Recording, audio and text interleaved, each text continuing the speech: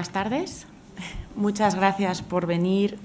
Día 2, viernes, hora de la siesta, jornadas muy intensas, de muchas ponencias y mesas bastante largas e interesantes, así que, en primer lugar, os agradecemos que aceptéis venir a las 4 de la tarde a esta mesa, que además, os confesaré que para mí es maravillosa que se haga una mesa de perspectivas feministas sobre la gestación por sustitución. Me parece un tema muy controvertido y contamos con cuatro en realidad, pero 3 compañeras aquí presencialmente para debatir y dialogar sobre cómo estos enfoques se hibridan distintas realidades, y además contamos con el vídeo de una ponente que finalmente a última hora vimos que no consiguió el visado para poder asistir, pero ha grabado su presentación y entonces la pondremos al final detrás de las compañeras, ¿vale? Dura solo 10 minutitos porque sabemos que los vídeos son más tediosos que escucharnos en persona, pero aún así siguen siendo 4 personas muy formadas que nos van a dar distintas perspectivas desde las corrientes feministas en temática de gestación por sustitución, ¿vale?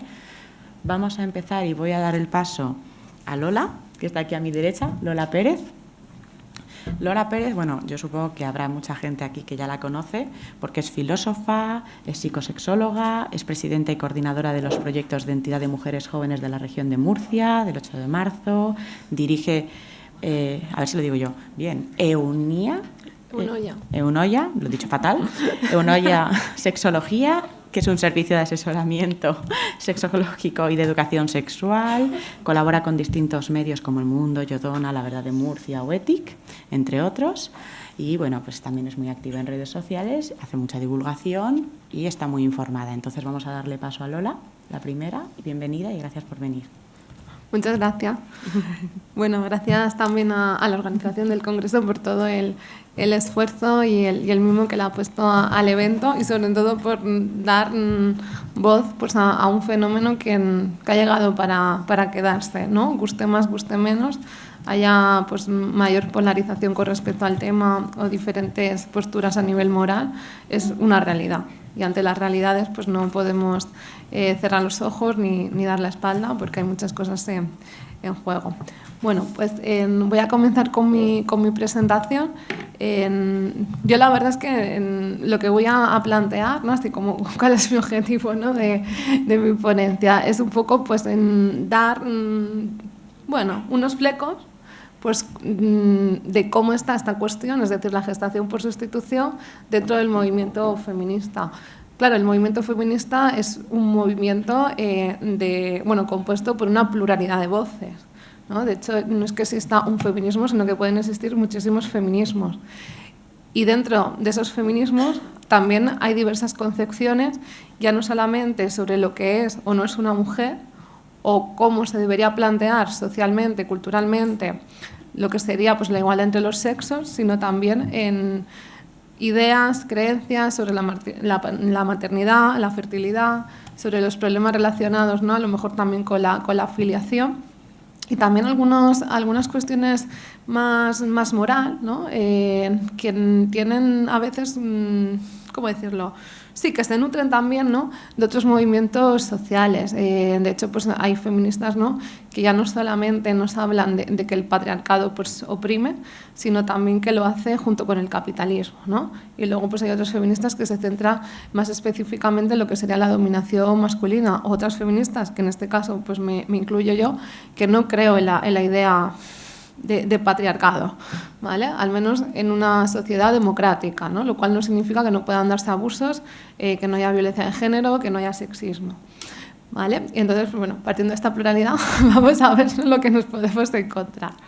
Voy a coger dónde está mi mando. A ver. Aquí. Yo es que no estoy nada acostumbrada a los mandos, porque yo, claro, trabajo con niños, con adolescentes, con adolescentes y todas sus hormonas, y trabajo en las pizarras electrónicas. Estoy siempre, ¿no? Y tener un mando para mí es como pasar de nivel. Me han dicho que... Esto es lo que tiene la escuela pública, ¿no? Que no hay pizarra electrónica, pero no hay mando. Entonces, esto no toca apuntar a nada. Tú dale. Yo tengo que darle, Dale a ver. a la derechita. Vale, hasta esto pasa, vale, bien. Vale. Voy a comenzar. Voy a empezar desde el contexto de las tecnologías, ¿no? o las técnicas de reproducción asistida, porque son las que marcan el precedente después a los posicionamientos que ha habido en el feminismo sobre la gestación por sustitución. Claro, desde que nace el primer bebé in vitro en el 1978, ha habido una rápida evolución y desarrollo de las técnicas de reproducción asistida, lo cual ha generado un gran debate pues, a nivel social, ético y legal.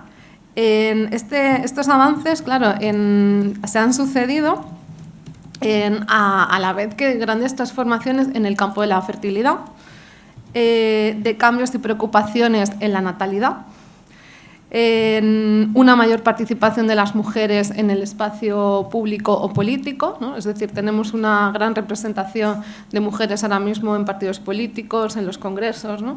Y esto es bastante interesante. También la participación de las mujeres en las organizaciones sociales, ¿no? Que ha ido en aumento. Y luego una mayor implicación de los países y organismos internacionales, ya no solamente en cuanto a los derechos de las mujeres, sino también en cuanto a los derechos de las personas LGTBI. También en este contexto tenemos derechos y deseos asociados con la paternidad-maternidad que antes no había, es decir, como la tecnología no lo hacía posible, pues había derechos y deseos que nadie ponía sobre la mesa, pero la evolución de la ciencia pues nos hace que nos hagamos nuevas preguntas y que tengamos nuevos escenarios.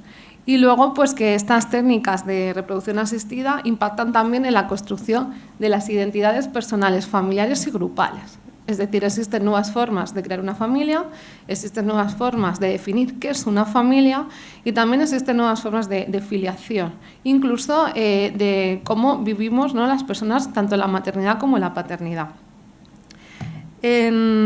Las técnicas de reproducción asistida pues, tienen un género, ¿no? y reproducen también género. No se puede hablar de estas técnicas si no hablamos de la palabra mujer, o si no hablamos de cuestiones como la reproducción, o qué cuerpos se pueden reproducir, qué cuerpos se pueden gestar. Entonces esto tiene género, que género no es sinónimo de mujer, ¿vale? Lo cuelo ya por ahí y me adelanto. Luego, claro, esto genera diferencias en el acceso a estas técnicas, que pueden ser diferencias socioeconómicas, que pueden ser diferencias también en el espacio geográfico, que pueden ser diferencias ligadas a la orientación sexual, ¿no? O incluso las legislaciones que pueden permitir o limitar quién accede, ¿no?, a estas técnicas. Luego tendríamos lo que sería la interpretación que la gestación subrogada pues, tiene en el movimiento feminista, ¿no? Voy de nuevo al contexto un poquito y luego ya pasamos a los posicionamientos más dominantes en este momento. La gestación subrogada en el movimiento feminista parte en muchas ocasiones de una reivindicación de lo que sería pues, la autonomía de las mujeres, muy asociado al lema en mi cuerpo, mis normas, ¿no? O mi cuerpo es mío. Luego tenemos también una visión bastante dualista de la maternidad dentro de los movimientos feministas. Esta visión dualista teóricamente vendría a estar relacionada con lo que sería el feminismo liberal y por otro lado tendríamos el feminismo de la diferencia. Muchas mujeres a lo largo de la historia han sido madres sin elegirlo, siendo esto una forma de control social y un intento también por resignificar su identidad. ¿Qué significa esto? Pues que muchas veces asociada que tenías que ser mujer, no, que tenías que ser madre por ser mujer, ¿no? Como un mandato en este sentido muy dictatorial. Luego también la diferencia reproductiva ha marcado a nivel cultural pues muchas discriminaciones hacia las mujeres, hasta el punto que se ha impuesto la maternidad y ello ha supuesto ya no solamente una exclusión social, como una explotación sexual o una mayor dificultad a nivel económico. Esto no es algo que esté solamente ahora mismo en la modernidad o que se haya cuestionado en el último siglo, sino que forma parte de una gran tradición, es decir, de esa gran tradición pues, machista, sexista, ¿no?, patriarcal, como la queramos llamar, que viene pues, de muchos siglos, ¿no? De hecho, si nos podemos remontar a la antigua Grecia, pues ya el pensamiento de Aristóteles lo dice muy claramente, ¿no?, que las mujeres eran un receptáculo y que las mujeres no estaban hechas para otra cuestión que no fuese la reproducción. Pero también este pensamiento, en este último siglo, lo hemos encontrado en intelectuales, en políticos, en científicos. Han mantenido la creencia de que la mujer sería incapaz de hacer cualquier cosa o que la maternidad es algo, o la crianza, que le compete más a la mujer. Luego, en esta visión dualista, ¿no? en el otro lado, pues tendríamos el poder de la madre, el poder de qué significa. ¡Wow! Poder, ¿no? Esto no está para mucho, ¿no? Pero vendría a ser como la afirmación de la diferencia, ¿no? Es decir, la maternidad, el poder gestar, se vería como una primacía femenina. Por tanto, arrebatársela a las mujeres o a las personas que pueden gestar, pues sería ciertamente problemático para este feminismo, ¿no? Porque viene a resignificar la maternidad como algo positivo, cuando la otra visión lo ve como algo negativo, incluso problemático para el empoderamiento y la independencia de las mujeres. Tenemos también preocupaciones sobre el impacto de las tecnologías reproductivas. Claro, la tecnología tiene un impacto en la convivencia, pero también en la vida de las personas, ¿no? Cómo se crean subjetividades, ¿no? O intersubjetividades. Si hay cuestiones en común, cuestiones que nos diferencian, si hay cuestiones estructurales que nos separan o cuestiones estructurales que afectan más a unos países que a otros, ¿no? Y por tanto a unas mujeres, ¿no? O a otras. Preguntas, ¿no? Al respecto. ¿Es un recurso para la autodeterminación sexo-reproductiva? ¿Es una alianza capitalista y patriarcal para reducir a las mujeres a máquinas de procreación o para objetivarlas? ¿Es una técnica que tiene riesgos para la salud? Luego también tendríamos, ¿no? en el interés, ¿no? que ha habido en las habilidades de crianza de los hombres homosexuales. Pero no ha coincidido, o sea, ese interés hasta hace muy poquito no se ha relacionado con las preocupaciones éticas de la técnica, ¿vale? Es decir, como la atención más puesta en la cuestión ética ha venido en los últimos años, pero al principio, es decir, cuando empezó a practicarse la gestación subrogada, sobre todo en el contexto de Estados Unidos, lo que interesaba más para la investigación, por ejemplo, era si los hombres eran competentes o no eran competentes, ¿no? Pues para criar en unas actividades que habían sido pues, culturalmente, ¿no? En territorio solamente pues, femenino. Bueno.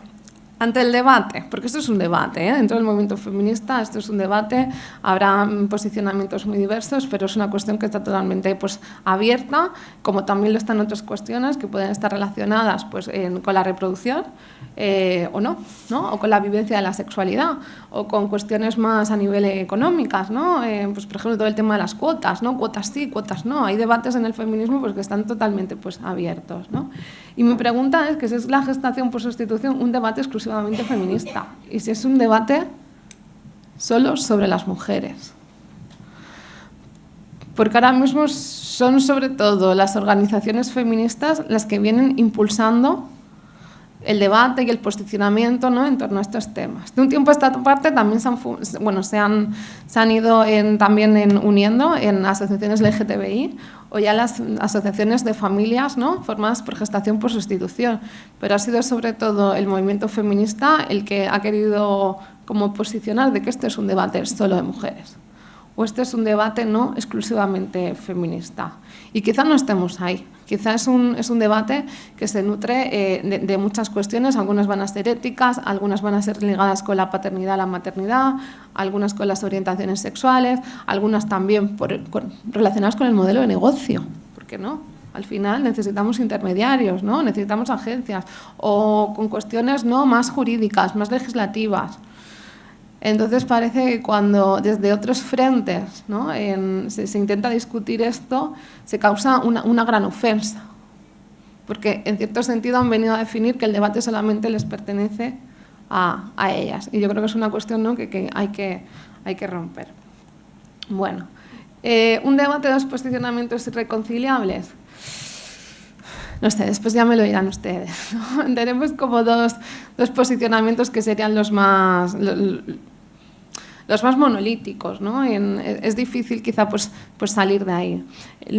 Sería el prohibicionista punitivista, que además se nutre ¿no? de muchas concepciones a nivel religioso y también del argumento de la mercantilización de las mujeres. Esta mezcla de argumentos religiosos y argumentos en cuanto a la mercantilización de las mujeres tiene como resultado uniones un poco grotescas o sorprendentes, si no queremos usar la palabra grotesco, pero sorprendentes. Yo a veces me pregunto, ¿qué tienen en común? No, o sea, no Hola Mike, hola Cris. Por ejemplo, en Italia, ¿no? Está esta asociación, ¿no? Que era, bueno, sigue estando, ¿no? Que es, bueno, feminista, o se definen como feministas, pero que a la vez tiene muchas alianzas, ¿no? con medios conservadores, ultracatólicos, ¿no? Y además como pues, que se dan like, que yo no entiendo por qué se dan like, ¿no? Por decirlo así. O luego, pues, por ejemplo, ¿no? Aquí en el contexto español pues, tendríamos el Partido Feminista. A ver, que el Partido Feminista pues, a lo mejor no tiene una gran influencia a nivel electoral, pero sí dentro del movimiento social, ¿no? De lo que sería el feminismo. Y luego pues, con partidos políticos como Vox, ¿no? Que son de corte pues, ultraconservador. Luego tenemos también como quizá políticamente posicionamientos que son difíciles de entender. Suecia, que es, bueno, que se ha considerado el primer gobierno feminista. Luego dice Pedro Sánchez que no, que es el nuestro, pero bueno, Suecia también, se ve que cada país, ¿no? Es el primer gobierno feminista, ¿vale? Pero también prohibió la gestación por sustitución en el año 2016. Entonces, bueno, ¿qué os quiero decir con esto? Que los posicionamientos prohibicionistas y punitivistas son bastante plurales también, porque tenemos gente pues, más progresista, gente más conservadora, gente que a lo mejor en muchas ocasiones no sabe, ¿no? ni cómo posicionarse, ¿no? O tiene una cuestión más de centro, pero que no hay una única postura a nivel ideológica en este marco.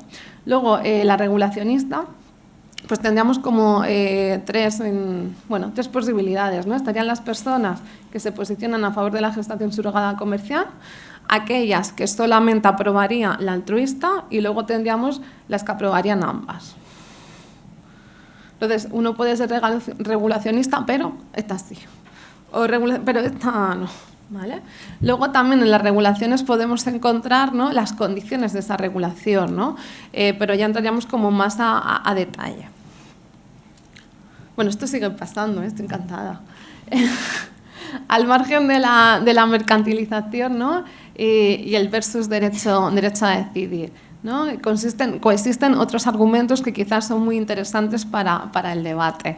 Yo los he querido destacar sobre todo para evitar que el debate de la gestación por sustitución se convierta en una aporía, es decir, en un laberinto sin salida, porque quizá los medios de comunicación vienen a posicionar los temas, ¿no? De los que se puede hablar, ¿no? O en qué términos se tienen que debatir.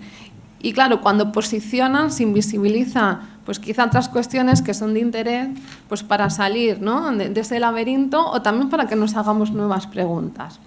Por ejemplo, dentro de los argumentos en contra, ¿qué podemos encontrar? Pues posibles riesgos físicos y psicológicos para la gestante, el hecho de que los intercambios entre la gestante y el feto durante el embarazo son más complejos de lo que se pensaba, ¿vale?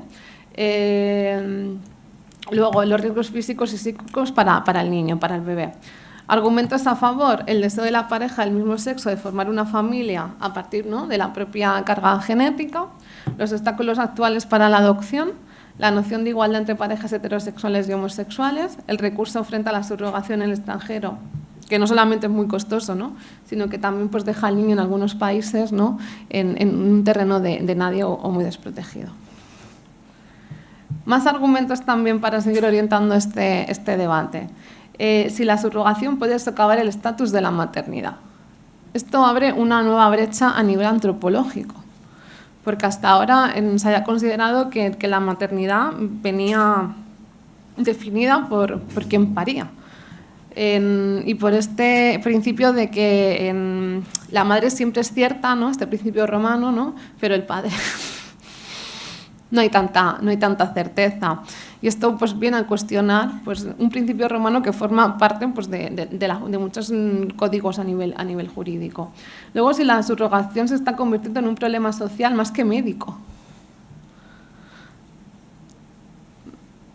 porque ahora este tema ya no solamente forma parte de congresos médicos o de congresos sobre reproducción, sino que se ha colado en la política, se ha colado en los movimientos sociales, se ha colado también en muchas ocasiones, ¿no? A lo mejor me hace un poco mala, ¿no? Pero es que los grupos de familias de WhatsApp, ¿no? De los del cole o carga de diablo, ¿no? Entonces, pues también, ¿no? Se crean, ¿no? Debates. Yo no me creo que, por ejemplo, con esta última noticia, ¿no? de Cana Obregón, ¿no? Ha sido madre abuela, ¿no? No se haya hablado de esto en determinados grupos, ¿no? Pues esto también ocurre. Es decir, ha salido, ¿no? de ciertos espacios que estaban muy, muy vetados. Luego, la creciente comercialización del cuerpo humano en el contexto de la biotecnología. El deseo de obtener una ventaja económica a través de mi cuerpo se puede hacer sin coacción. O siempre implica abuso, desigualdad, violencia. Luego, los riesgos para la propia pareja, hijos de la gestante y para los padres de intención. Aspectos económicos inevitables. Y luego los mecanismos de defensa de las gestantes ante la vinculación con el bebé o el estigma social. Pues, por ejemplo, que haya gestantes, ¿no? que por el rechazo, ¿no? que puede existir dentro de su entorno, pues tengan que disimular que están embarazadas, o que tengan a lo mejor pues que dar una excusa a la familia, ¿no? porque la familia pues no lo entiende, pues conocer también cuáles son sus mecanismos de defensa. Preocupaciones compartidas entre la parte prohibicionista y la parte regulacionista. Pues yo diría estas tres, es decir, son dos posicionamientos bastante diferentes, pero creo que hay cuestiones, ¿no? que coinciden. Por eso creo, ¿no? que es posible hacer el debate, ¿no? Por eso creo que no se debería censurar unas voces y otras. Todos están de acuerdo en lo siguiente, ¿no? La mercantilización de mujeres y niños, el refuerzo de las jerarquías de género y raza que puede tener esto en un contexto globalizado y el uso de la gestación subrogada como lucro. ¿Por qué hay una preocupación por el uso de la gestación subrogada como lucro? Porque ya no solamente depende de que 2 personas o 3 personas se puedan poner de acuerdo, es decir, 2 padres de intención, ¿no? y una gestante, o una persona soltera y una gestante, sino porque implica también la creación de otra vida. Y se tiene que problematizar si el bebé es una mercancía o si juega en algún momento un rol como mercancía. Agencia, autonomía y libertad. Estos deberían ser los pilares, ¿no? A la hora, sobre todo, de defender la regulación. Y mi pregunta es, ¿por qué lo que es fuente de poder se enmarca dentro de un sector feminista y progresista como raíz de la debilidad? Es decir, ¿por qué nuestro derecho a decidir se acepta y se defiende en una dirección? Por ejemplo, a poder interrumpir un embarazo, pero en cambio, cuando se trata de generar una vida para otra persona, viene a ser cuestionado. ¿Por qué estamos cuestionando la moral, la identidad, las decisiones de unas mujeres y en cambio las de otras ya no lo podemos hacer porque se considera que está feo? Porque es una decisión que le compete a ella y a su cuerpo. Entonces tiene que existir en las 2 direcciones. Aquí no nos podemos quedar a medio. La autonomía no puede ser a la mitad, la libertad no puede ser a la mitad, la agencia no puede ser hasta que no te ofenda. Las experiencias, voces y discurso en este sentido de las gestantes resultan fundamental porque vienen a romper las narrativas, los bulos, las falsas expectativas, ¿no? que puedan existir en la gestación por sustitución. Luego también dar voz a la familia, sobre todo porque es una forma de romper el tabú, ¿no? en ese aspecto. Los posicionamientos ante gestación por sustitución, quizá lo más complejo dentro del feminismo a la hora de rebatir, ¿no? es que sorprende, ¿no? que salvar a las mujeres del patriarcado prohibiendo que tomen decisiones libres sobre su cuerpo, ¿no? Cuando tú me dices a mí qué es lo que tengo que hacer con mi cuerpo, ¿no? Eso viene a ser un mandato patriarcal, ¿no? dentro de lo que es la tradición, ¿no? dominante. Y en cambio eso es lo que están usando, ¿no? Se está usando un argumento patriarcal dentro de los movimientos anti-GS para censurar a las mujeres, ¿no? etiquetarlas y al fin y al cabo creer que la gestación por sustitución es una monstruosidad. Una postura feminista a favor de la agencia, la autonomía y la libertad, ¿qué debería hacer? ¿no? Pues sobre todo animar a las mujeres a resistirse, no solamente a la coacción y a la mercantilización, sino también a la ignorancia y al desposimiento de sus capacidades reproductivas. Feminismo también debería insistir que las mujeres son agentes, ¿no?, o sujetos sociales y sexuales, con agencia, con historias complejas. La experiencia de las gestantes no es una página en blanco, ¿no?, ni una repetición de eslóganes, porque cada una tiene su propia subjetividad, sus propias motivaciones y también sus propios valores, ¿no? Esta idea de que todas estamos cortadas por el mismo patrón, pues eso no existe, ¿no? Tenemos que reivindicar también nuestra diferencia en las experiencias y en quiénes somos. Aumentar el análisis y el pensamiento crítico al margen de la polarización. Ahí me parece fundamental todo el trabajo científico que se está haciendo, ¿no? Ya sea con las gestantes, con las familias, con las técnicas. Necesitamos datos, ¿no? Los datos vienen a combatir, ¿no?, los bulos, ¿no?, y las falsas creencias. Y luego analizar hasta dónde los abusos son puntuales o son sistemáticos, ¿no?, con el objetivo de conocer posibles riesgos y poder revertirlos. Porque igual que pueden existir riesgos, ¿no?, en la interrupción voluntaria del embarazo, también pueden existir riesgos, ¿no?, en la gestación por sustitución. No se trata de negarlos, sino de comprenderlos para saber cómo podemos prevenirlos, ¿no?, y actuar. Y luego, en un minutito ya, ¿vale? ¿Uno? ¿Puedo? Vale. Claro. Estoy emocionada, ahora no quiero soltar. Así, bueno, importante también, ¿no?, como se avanzaba, que tengamos en cuenta el contexto donde todo esto se está debatiendo, donde todo esto se está produciendo, que es el contexto de la globalización. Claro, esto se puede utilizar para reforzar desigualdades, pero también para cuestionar o crear o plantear nuevas limitaciones. Porque al fin y al cabo las desigualdades no son creadas ni reforzadas por las técnicas de reproducción asistida o la gestación por sustitución, sino que son desigualdades que existen previamente.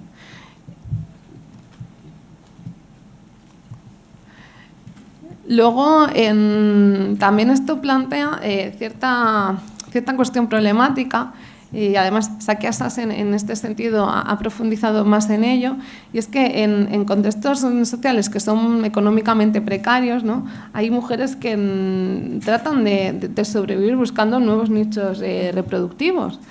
Y yo me pregunto quiénes somos los demás, pues, para cuestionar eso cuando nunca quizá nos hemos visto en su situación. La gestación subrogada puede ser ese nuevo nicho, ¿no?, a nivel económico, comercial.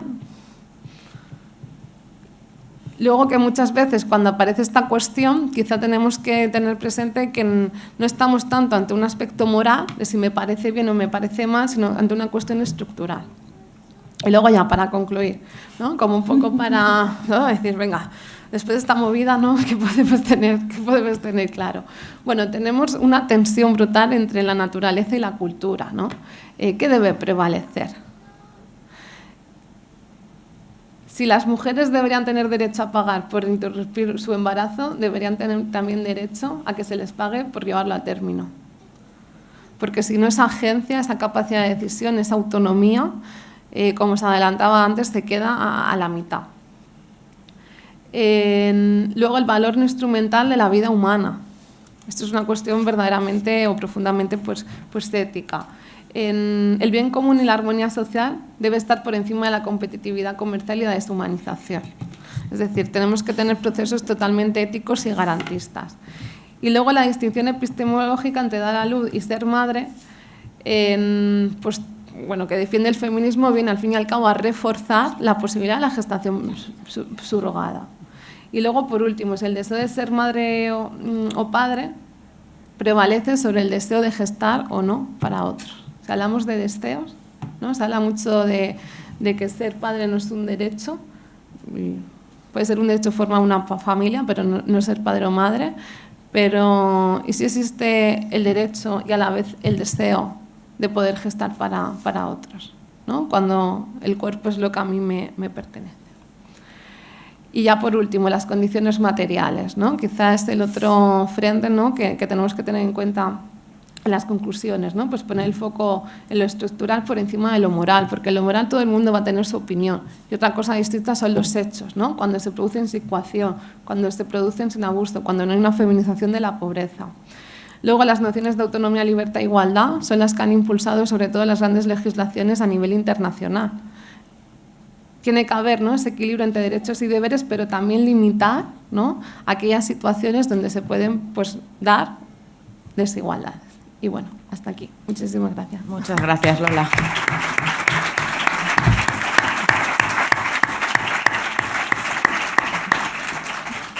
Bueno, enhorabuena. Vamos a pasar con la compañera Gracia Trujillo Barbadillo, que está aquí, que me siento como en casa porque es doctora en Sociología y profesora en la Universidad Complutense de Madrid. O sea, este lado de la mesa somos de la Complutense, así que... Gracia investiga sobre movilización feminista, LGBTI, queer, reproducción y parentesco no cis heterosexual, epistemologías queer en educación, y algunas de sus publicaciones más recientes son justo una compilación de maternidades del año 2020, por si queréis ahí buscar en Google, y un diálogo sobre gestación subrogada con Lola Robles, Útero Libros 2021 y el feminismo queer es para todo el mundo en 2022. Tienes el mismo tiempo que el resto, no te preocupes, así que bienvenida y es tu turno. Bueno, pues buenas tardes a todas, a todos. Muchas gracias por la presentación, Eva. Muchas gracias, reitero, como todo el mundo que está en este lado, ¿no?, a la organización por este evento, por la valentía también de llevar este congreso a cabo, gracias a las asociaciones que también habéis puesto mucha energía, financiación para hacer posible que estemos aquí, y gracias al equipo de la Complutense, ¿no?, a Consuelo Álvarez Plaza, a Ariadna Ayala, por los correos, por la invitación, por la paciencia, también a Pablo, por los miles de WhatsApps que nos hemos mandado, en fin, que han hecho posible que estemos aquí, ¿no? Bueno, yo había titulado mi intervención Distopías o potencialidades políticas, otras miradas feministas posibles a la gestación subrogada. Me vais a perdonar que no tengo PowerPoint porque yo creo que acabé tan achicharrada del final del curso que andamos con los PowerPoints, me estaba quedando muy soso y pensé, igual se lo voy a ahorrar, ¿no? Pero bueno, para lo que voy a contar creo que lo puedo explicar y me podéis seguir, ¿no? La primera frase que yo había escrito en mi intervención era que desde los feminismos nos debemos este debate. Y es que creo que no tenemos un debate en los feminismos sobre gestación subrogada. No lo hay. No lo hay. En todo caso, como mucho, tenemos un combate, como nos está pasando con la cuestión de la ley trans o con otros temas. Yo no veo un debate en los feminismos sobre gestación subrogada. Lo que veo somos algunas que estamos un poco ahí en la primera línea de fuego. Ahí estoy yo, por ejemplo, y ahora os contaré por qué. Veo a compañeras que estáis investigando sobre estas cuestiones en la academia y que la verdad es que qué bien escucharos, conozco vuestros trabajos también, ¿no? Yo también he escrito sobre técnicas de reproducción asistida, sobre maternidades. No he hecho investigación académica y quiero esto especificarlo sobre gestación subrogada y tampoco soy gestante ni he sido madre por gestación subrogada. Mi compañera y yo hemos sido madres gracias a los avances de la ciencia y las técnicas de reproducción asistida, pero no por gestación por sustitución. Entonces, yo llego a este tema, en realidad llego, pues como comenté ayer en una intervención, por empatía y llego también por activismo feminista. Me ha encantado que hoy estabais poniendo en valor las asociaciones. Efectivamente, es que sabemos... Y no hace falta dedicarse a estudiar los movimientos sociales para conocer esto. Sabemos que sin esa pelea en las calles, sin la lucha de tanta y tanta gente durante muchos años, no tendríamos los derechos y las libertades que tenemos hoy en día en nuestro contexto, ¿no? Esos derechos y libertades que podemos empezar a perder a partir de la semana que viene, ¿no?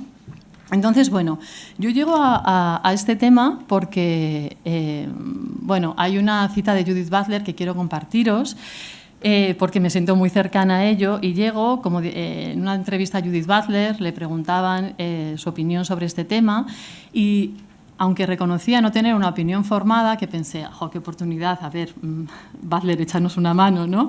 Ella decía, y cito, desconfío de los puntos de vista que tratan de menospreciar las decisiones de las mujeres y mantenerlas en una posición de indefensión estructural. Y esto lo comparto totalmente. Y por esta desconfianza hay algo que no me cuadra en los discursos, que me chirría, que no comparto. Pues bueno, me metí, entre otras cosas, a investigar sobre trabajo sexual hace años. He tenido una posición pro derechos en relación con el trabajo sexual que me ha llevado bastantes enemistades. bastantes penalizaciones en la academia, tengo que decir, y bueno, el no ser non grata en algunos espacios, porque el tema del trabajo sexual ya sabemos que es muy complicado, ¿no? Y ahora el tema de la gestación por sustitución me vuelve a poner en esta línea y entonces me preguntan, ¿pero tú estás a favor de la gestación por sustitución? Entonces yo ya he empezado a contestar, yo estoy a favor de que pensemos. Estoy a favor de que pensemos críticamente. Para mí el feminismo, para empezar, es un pensamiento crítico. Y desconfío, como muy bien dice Butler, de estos discursos que nos ponen a las mujeres siempre en el lado de las víctimas y toda gestación por sustitución es violencia y todas las prácticas son abuso, en fin. Como socióloga, lo primero que contestaría a eso, y lo hice hace un par de días en la radio, aunque fue aquí en la Radio Vasca, aunque fue todo un poco así apresurado, lo primero es que creo que tenemos que contextualizar. ¿Cómo podemos decir que en todo el planeta, en todos los contextos, en todas las situaciones, la gestación por sustitución es violencia reproductiva, ¿no? Las mujeres están en esa posición de víctimas, bueno, las estamos dejando realmente eso, sin agencia, no estamos atendiendo a sus deseos, pero tampoco a sus estrategias de resistencia. Estamos haciendo un análisis de brocha gorda que creo que es que no nos lleva a ningún lugar. Fijaos que una cosa que voy a mencionar aquí también es cómo... Ay, no he dado el cronómetro, perdón. Es como hay un paralelismo, me voy a adelantar un momento, pero hay un paralelismo para mí muy claro entre el trabajo sexual y la gestación por sustitución. Y luego, si queréis, en el debate podemos entrar y hacer algún matiz también, los hay, ¿no? Pero creo que es muy importante, ¿no? A mí una cosa que ya bastante más joven que ahora me empezó a chirriar de los discursos abolicionistas era este discurso, era el discurso de porque toda la prostitución es violencia. No, porque todas las mujeres están en situación de coacción, de violencia. Y yo decía, pero no puede, todas, en todos los contextos, pues habrá diferencias, ¿no? Entre una escort de lujo y una mujer que está peleando por sus derechos en la calle y demandando que la dejen trabajar, ¿no? Y tener unas condiciones dignas, habrá diferencias, no sé, en fin, ¿no? Una mínima mirada interseccional en las ciencias sociales nos dice que estamos atravesadas no solo por el género, sino también por la clase, por la raza, por la etnia, por la edad, por la capacidad. Entonces, no nos pasan las mismas cosas de las mismas maneras, ¿no? Dependiendo de cómo esas variables se entrecruzan y dependiendo de los contextos, de los recursos en los que estemos, las herramientas que tengamos, etcétera, ¿no? Entonces, bueno, así llego yo a este tema. Ya os digo que yo venía también de investigar ya sobre técnicas de reproducción asistida y bueno, hay un libro que se ha mencionado que os lo quería, no por hablar de mi libro ni mucho menos, pero sí mencionaros este libro porque creo que es de lo poquito que hay, así un poco en clave más divulgativa sobre gestación subrogada desde los feminismos. Esta es una compañera, Lola Robles, esto está publicado en Útero Libros, se titula Un diálogo sobre gestación subrogada, que me hace la propuesta de sentarnos como feministas a debatir, ¿no? A debatir, a conversar sobre esta cuestión, ¿no? De hecho, bueno, este libro surge porque en una de estas cosas del Facebook, que ella había puesto un post criticando a una mujer que había sido madre bastante mayor, ya con sus 60 y pico años. Y yo intervine y dije, ¿y por qué no? Porque una mujer con 60 y pico años no puede ser madre, porque ¿quién es quién para decir a alguien si puede ser madre o no? Y entonces, bueno, ahí entramos en una conversación, tal, y luego tiempo después ella me propuso sentarnos y conversar, porque decía, bueno, pues contigo se puede conversar, entonces vamos a ver si, bueno, pues si eso, podemos poner en común desde esa posición feminista. Quiero decir que yo echo de menos un poco esto, ¿no? Lola es contraria a la regulación, yo soy pro-regulación de la gestación subrogada, pero yo lo que no veo es ese debate. ¿Dónde está el debate? Por ejemplo, ayer hemos llegado y había una concentración aquí, y había dos grupos feministas que nos ha explicado antes June Fernández quiénes eran. Uno se llama Las Criadas y otro se llama Atalla, creo, contrarias a la gestación subrogada, ¿no? Pero había otro que es el Bilgune feminista, que la gente vasca os sonará, es un poco el movimiento feminista de aquí, que no participó ayer en la concentración, pero que en Twitter estaba, digamos, difundiendo un mensaje contrario a este congreso. Yo no veo aquí a estas compañeras sentadas a conversar, pero es que tampoco veo a las que puedan estar más abiertas a conversar y tampoco veo a las que son pro regulación aquí sentadas. Quiero decir que no hay un debate, partamos de ahí. No hay un debate. Hay una voz que se está escuchando más y nos está pasando con el trabajo sexual y nos está pasando con la cuestión trans, que es esta voz más de este feminismo institucional, ¿no?, que tiene mucha más difusión y que se está escuchando mucho más y que hablan además en nombre del feminismo, que esto me parece una cosa gravísima, ¿no?, que se abre en nombre del feminismo, cuando además esto te da una especie como de no sé, impunidad moral, ¿no?, porque tú hablas en nombre del feminismo y tu postura es la feminista. Aprovecho para decir una cosa importante.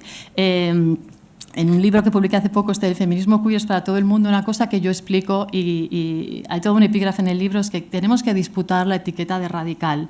No puede ser que el feminismo abolicionista, antigestación subrogada, transfobo, sea el feminismo radical. Que se llamen como quieran, pero hay todo un feminismo radical que tiene una genealogía en nuestro contexto que no es precisamente esta. Hay un feminismo, yo soy una feminista radical en el sentido de ir a la raíz de las cuestiones, en el sentido de que el feminismo para mí es transformador o no es, y pues ya que nos llamamos de alguna manera, yo también soy una feminista radical y no comparto para nada esas ideas. Entonces, ojo con decir, estas son las feministas radicales, no, estas son las que tienen estas posiciones y se están autodefiniendo como radicales. Pero hay todo un feminismo radical en ese sentido de confrontación, transgresión, transformación social, que para nada defiende estas ideas bueno, que son bastante intransigentes, ¿no? Creo que esto es importante, ¿no? Entonces, bueno, básicamente, y para que no se me vaya el tiempo, lo que quiero compartir aquí, un poco a modo de guión, son tres cuestiones. Para empezar, los posicionamientos en relación con la gestación subrogada en los feminismos, que como acaba de contar Lola son dos. Ahora iré a ellos desgranándolos un poquito, haciendo un poco como análisis del discurso de estos posicionamientos. Y después voy a atreverme un poco a pensar, y os animo a que lo hagamos un poco colectivamente aquí, las potencialidades políticas feministas de la gestación subrogada, ¿no? Y aquí os voy a añadir también alguna duda que tengo, porque ¿qué sería el conocimiento sin dudas también, ¿no? Si lo tuviéramos todo así como cerradito y ya no, pues yo creo que la duda, además metodológicamente, también es muy interesante, ¿no? Y voy a cerrar con unas notas sobre el contexto actual y también un poco con cómo yo cerraba precisamente este diálogo en el que, bueno, el moderador nos pedía que definiéramos nuestra posición, ¿no? Bueno, la primera parte, sobre los posicionamientos sobre la gestación subrogada en los feminismos, pues sabemos que hay un feminismo pro-regulación y otro que habla de vientres de alquiler, ¿no? Estas expresiones que, bueno, ya salió ayer también, esta cuestión de este discurso es intolerable, ¿no? Este discurso de odio violento, yo creo que es que realmente hay que seguir denunciándolo, ¿no? Yo quiero comentar aquí una cosa que me parece importante, que además creo que va sumando un poco a las intervenciones de ayer, a las de esta mañana, a la de Lola. O sea, tenía yo un poco miedo de que nos fuéramos a repetir mucho. Algunas cosas pues son comunes y las voy a pasar para no perder tiempo, pero creo que otras sí que como que vamos sumando un poquito en esto, ¿no? Creo que el feminismo antigestación subrogada, este feminismo sí, contrario, ¿no?, a la regulación, tiene una genealogía y esto es muy importante tenerlo en cuenta, ¿no? Hay un paralelismo claro, y creo que esto lo ha mencionado Mariano esta mañana, entre las actuales guerras de la subrogación, podríamos llamarlas, y las sex wars de los años 80. Fijaos que la genealogía es años 70-80, la pornografía y este feminismo era pro-censura, ¿no? Y ya sabemos que se alió con la derecha, ¿no? Y como el gobierno de Reagan propuso la censura de la pornografía, ¿no? Luego continúa con las posturas abolicionistas de la prostitución. Aquí en el caso del contexto español, el tema que nos ha dividido realmente ha sido el de la prostitución y nos sigue dividiendo. Este es el gran tema en el movimiento feminista del Estado español, ¿no? Entonces, si seguimos un poquito esta genealogía, a este feminismo antipornografía, abolicionista de la prostitución, se le suma la cuestión de la gestación subrogada, y es el feminismo que redacta, entre otras cosas, el manifiesto de No somos vasijas, que no tiene desperdicio, lo recordaréis, ¿no? Y más recientemente a este feminismo suma la posición contraria a la autodeterminación de género de las personas trans. No tengo tiempo para detenerme aquí, pero aquí hay todo un debate muy interesante sobre si realmente son estos temas o es una cuestión más de defender una posición, una posición de poder, y estos temas, por ejemplo, la cuestión trans es un poco como que ha sido la que ha tocado, pero realmente tampoco hemos entrado a debatir sobre el tema trans, ¿no? El tema trans ha sido un poco la pelota de tenis entre las socias del gobierno y tristemente, ¿no? Y hemos visto todo este combate también, pero no hemos entrado realmente a debatir, ¿no? Ha sido un tema que este feminismo que está, sobre todo en las instituciones, que tiene esta hegemonía en las instituciones, todavía hoy no la tiene la calle, ojo, no tiene la hegemonía social, ni mucho menos, es al que se ha agarrado para defender, como digo, estos sillones, estas posiciones de poder, ¿no? Entonces, fijaos que, por ejemplo, si echamos una mirada más allá de nuestro contexto y vemos la campaña, por ejemplo, Stop Surrogacy Now, es interesantísimo ver cómo los grupos que lideran la campaña se encuentran, a su vez, entre los más activos en la lucha por la abolición de la prostitución en Europa. Es que esta genealogía que os digo es que la vemos a nivel global, ¿no? Quiero hacer aquí un matiz muy importante que además me recuerdan muchas veces las compañeras, y creo que esto es importante hacerlo, y es que no todo el mundo piensa de la misma manera, digamos, con este pack, ¿no? O sea, yo tengo compañeras que me dicen, mira, yo no soy abolicionista de la prostitución, pero no veo muy claro el tema de la gestación por sustitución, ¿no? O tengo compañeras que me dicen, oye, yo soy pro derechos con el tema del trabajo sexual, y no soy transfoba, pero el tema de la gestación por sustitución no lo acabo de ver, ¿no? Quería dejaros aquí caer una cosa importante. Lo que yo me suelo encontrar es que donde hay realmente más resistencia es en la gestación por sustitución. Bueno, la cuestión trans también nos ha traído, ¿no?, con mucho combate, ¿no? Pero esto de yo no veo, el tema de la gestación por sustitución suele ser bastante habitual, ¿no? Yo he sido parte de una asamblea del 15M en Madrid, hemos sobrevivido 10 años, ni más ni menos, la Asamblea Transmarica Bollo de Sol, y organizamos una de nuestras charlas asambleas sobre el tema de trabajo sexual y gestación por sustitución de manera combinada. Es decir, lo hicimos adrede para decir, vamos a analizar colectivamente los paralelismos entre ambas cuestiones, porque aquí hay mucho que comentar. Por supuesto, imaginaos, nos cayeron críticas por todas partes, pero bueno, nosotras dijimos, venga, seguimos para adelante, ¿no? ¿Qué es lo que está diciendo el feminismo que está defendiendo el abolicionismo de la gestación subrogada? Pues básicamente, si hacemos un poquito de análisis del discurso, tienen dos líneas, que yo ya he encontrado dos líneas retórico-argumentales importantes. Sobre esto también ha escrito un compañero que también fue compañero de la Asamblea y es amigo, investigador. Hay dos líneas, ¿no? Una es la referente a la mercantilización y otra es la referente a la trata. Estos son los dos grandes temas que aparecen en los discursos digamos, las que hablan de los vientres de alquiler, ¿no? La retórica de la mercantilización, en particular, tiende a representar a las gestantes como si estuvieran desprovistas de cualquier grado de autonomía, como hemos venido viendo desde ayer, ¿no? Ignorando tanto las enormes diferencias que existen entre distintos contextos socioeconómicos, como ya apuntaba, como sus propias motivaciones, que no están por ninguna parte, ¿no? Sin embargo, en lugar de una ausencia de capacidad de decisión, los estudios al respecto, los que yo he leído, que han sido unos cuantos, constatan más bien la coexistencia de motivaciones altruistas y económicas. Y aquí, si os interesara, pues luego os puedo pasar referencias, ¿no? Algo que desestabiliza la imagen de las gestantes construidas por este abolicionismo y con ella la subordinación de la legitimidad de sus decisiones a la inexistencia de condiciones materiales, que es algo que también salió ayer en el debate. Parece que es más legítimo si es altruista que si es por una compensación económica o una retribución, ¿no? Como segunda y si cabe más problemática cuestión, esta es como la segunda que vemos en el discurso, es la equiparación de la gestación subrogada con la compraventa de seres humanos o incluso de órganos. Yo me he llegado a encontrar esto incluso en noticias de prensa, tengo aquí una señalada, El Diario de 2018. Este marco atribuye a las gestantes, ni más ni menos, un espinoso papel en una supuesta actividad de tráfico de bebés. En concreto, dado el compromiso del abolicionismo con este régimen que, por ejemplo, Pérez Navarro llama el régimen gestocéntrico de la filiación, que es esto que acaba de apuntar Lola del mater sempre certa est, ¿no?, se les asigna nada menos que el rol de madres, que por un precio estarían vendiendo a su propia descendencia. Se moviliza así el estigma de la mala madre, muy similar al que las posturas antiabortistas lanzan contra quienes optan por la interrupción del embarazo. Yo no sé si esto no se ve, pero es el mismo discurso que los discursos antiabortistas, ¿no? Bueno, 5 minutos, me voy a las potencialidades políticas, que creo que esto es lo más interesante para los feminismos, ¿no? ¿Por qué es tan controvertida la gestación por sustitución?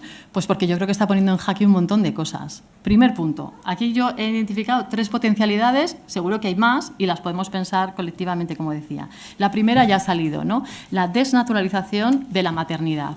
Yo creo que esto es realmente un bombazo, ¿no?, por decirlo así rápidamente. ¿Se puede parir sin ser madre o se puede ser madre sin haber parido?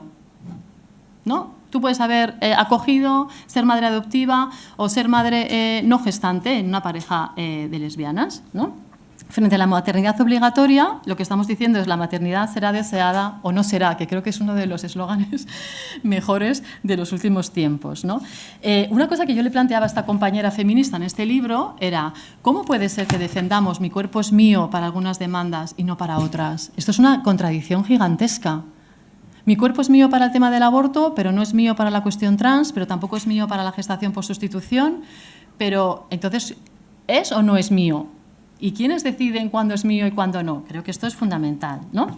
Bueno, la gestación por sustitución desnaturaliza, desbiologiza, desesencializa la maternidad, porque la mujer gestante no quiere ser madre.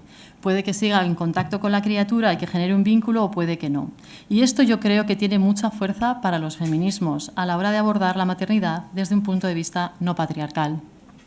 La maternidad hegemónica se configura en un marco blanco, cis, hetero, funcional, neurotípico y de clase media, y está atravesada por el mismo guión que el amor romántico. No sé si conocéis el trabajo de Madres arrepentidas de la socióloga israelí Orna Donaz, que a mí me voló la cabeza, y ella señala, os traigo una cita simplemente para ilustrar un poquito esto, dice: el amor de una madre sería una invención moderna de Occidente relacionada, entre otras cosas, con la aparición de la familia nuclear y la separación entre los ámbitos privado y público.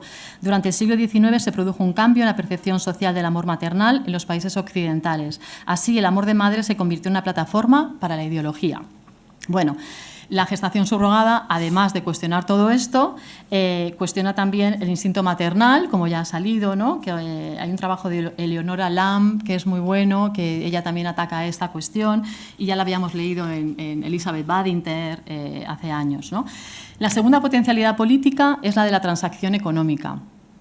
Y aquí esta es la parte que, cuando yo hablo de esto, esta es la parte como más complicada de este jardín, yo creo, ¿no? Porque aquí es cuando estamos diciendo, al igual que las luchas de las trabajadoras sexuales han supuesto la revolución de poner fin al mandato patriarcal, de tener relaciones sexuales gratis por amor, la gestación por sustitución pone encima de la mesa que gestar y parir es un trabajo que hay que pagar.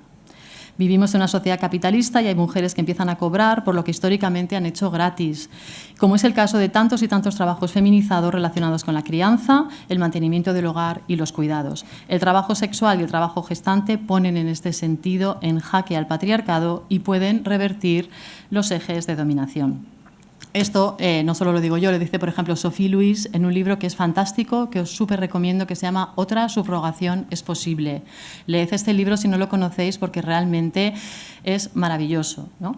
Y la tercera potencialidad política es que la gestación por sustitución evidencia los presupuestos heterocentrados o cis-heterocentrados de las relaciones de parentesco y el binarismo de género. Y aquí me voy a detener un segundito con 3 cuestiones que me parecen importantes.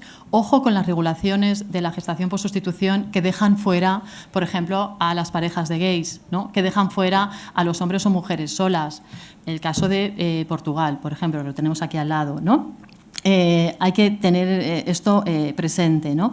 Hemos también hablado desde ayer cómo la gestación por sustitución va ampliando esas otras parentalidades posibles, formas de familias, etcétera. Pero ojo, que estas llamadas a veces nuevas familias no son tan nuevas, ¿no? Vienen desde hace muchas décadas ya, la gente que se ha separado, ha reconfigurado la familia, parejas de lesbianas que tenían hijos con amigos gays y luego se registraban como si fueran parejas heterosexuales, en fin, la gente se ha ido inventando mil cosas. Hay gente que está hablando ya de relaciones no monógamas, poliamorosas, en fin, hagamos un poco sinergias también con todas estas otras formas y parentalidades posibles, ¿no? Que ya están ahí, que además hay que pelear por el reconocimiento legal de todas estas familias, ¿no?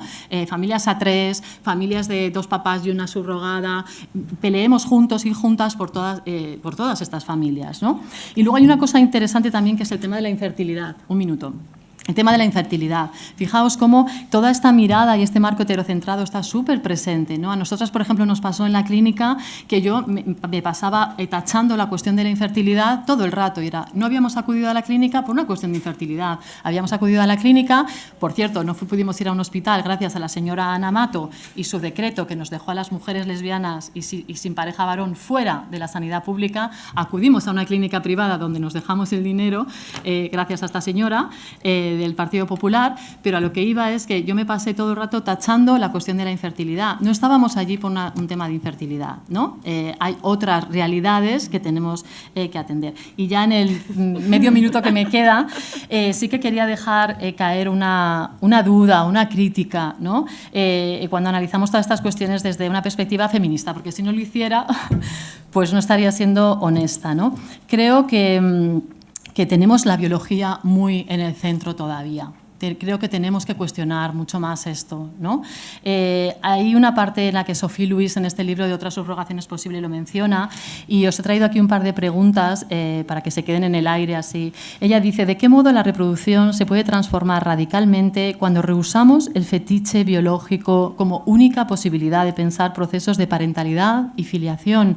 Y la segunda pregunta que ella plantea es, ¿cuál sería el alcance y la potencia de la existencia de comunidades reproductivas marcadas por relaciones de colaboración en las que la conexión biológica no es el pilar fundamental para traer hijos e hijas al mundo, ¿no?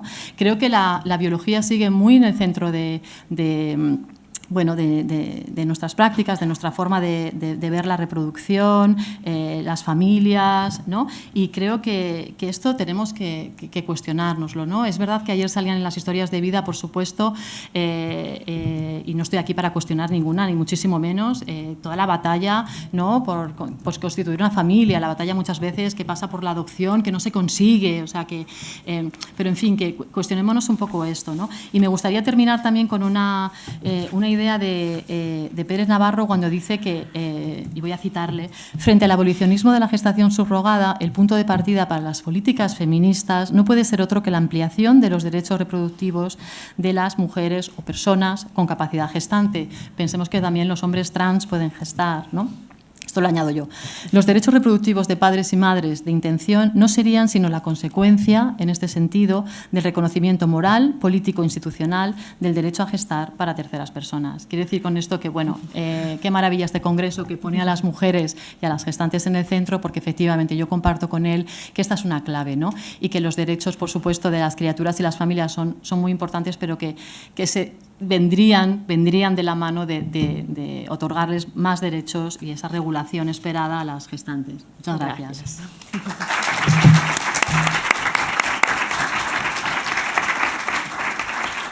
Bien, vamos a pasar a la última ponente, que es presencial, que es Ariadna Ayala Rubio, aquí a mi izquierda. Ariadna Ayala es doctora en Antropología Social, es profesora en esa misma universidad, en la Complutense de Madrid, en la que se doctoró, es especialista en temas de análisis de política pública aplicadas a minorías étnicas y sus líneas de investigación incluyen igualmente la antropología de la salud, la vulnerabilidad social y así como el análisis de las nuevas formas de familia derivadas de la utilización de técnicas de reproducción asistida. Ha realizado estancias de investigación en la Universidad de Berkeley, donde ha hecho investigación sobre gestación por sustitución, que imagino que nos traerá algo. Y bueno, en una cosa que no sé pronunciar de Francia, yo no lo voy ni a intentar, Tranquila. perdonadme.